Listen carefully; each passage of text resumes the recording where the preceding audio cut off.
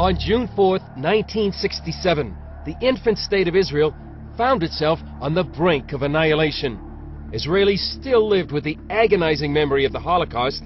Now the Arab nations surrounding Israel vowed to make the blue Mediterranean run red with the blood of Jews. We were thinking in terms of the Israelis are going to be thrown to the water. On the morning of June 5th, 1967, Eitan ben Eliyahu flew one of the first missions against Egyptian airfields in the Sinai. This is a matter of life and death. This is a matter of Israel is going to be destroyed. People were in panic. People were talking about the imminent destruction of the state of Israel, of a war in which there will be an enormous number of casualties. At least 10,000 people will be killed.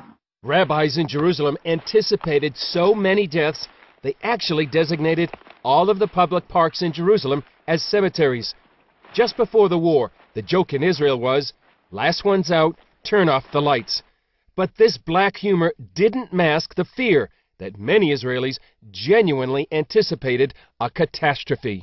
Israel found itself outnumbered and outgunned on three fronts: Egypt to the south, Jordan to the east, and Syria to the north. The Soviet Union had poured $2 billion worth of arms into the Arab nations. Israel's enemies brought twice as many soldiers, 3 times as many tanks, and 4 times as many airplanes to the battlefield. But just before the war, Egypt, Israel's main enemy, suffered a series of major mistakes and mishaps. There was this miscommunication between the President Nasser and his top generals, and everything didn't work according to what they thought. And when the war broke, you could see and hear, which we did. We heard them. You could see and hear that the Egyptian High Command was not in control. Egypt's High Command also dismissed warnings by mid-level Egyptian intelligence officers of an imminent Israeli air attack. The night before the war, Egypt's Commander-in-Chief Abd Amir gathered his high command for a party at an airbase far away from the front lines. They were caught by surprise, totally. I mean, some of them were trying to take to the air in order to join their units. They couldn't do it. 2 weeks before the war, Egypt replaced nearly all of its commanders in Sinai with officers unfamiliar with the terrain. On the morning of June 5th, Jordanian radar detected the Israeli Air Force taking off. They sent a red alert to Cairo, but the decoding officer used the wrong day's code and failed to decipher the vital information. The warning never came. Instead, the Israeli Air Force decimated the Egyptian Air Force on the ground, the key to the outcome of the war. Some, like author Sarah Rigler, who's written on the Six-Day War, believe this series of Egyptian mistakes reveals the work of an unseen hand. You can say, oh, wow, what a lucky coincidence. Or you can see the divine hand.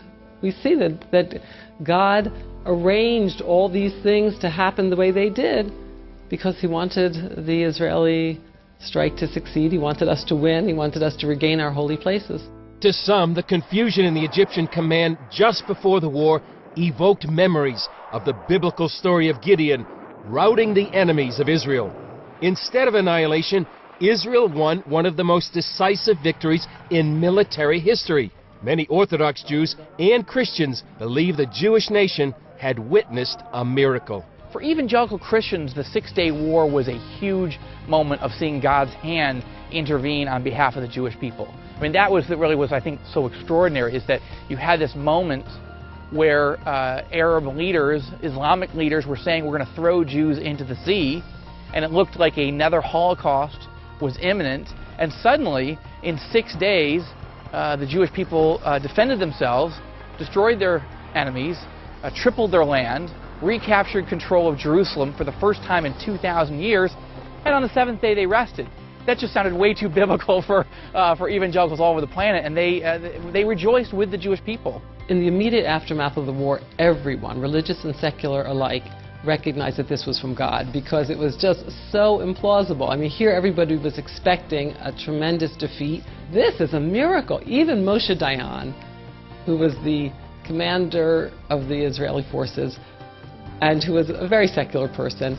He went to visit the Western Wall the day after it was liberated, and there's a tradition to put, put little notes to God in the wall.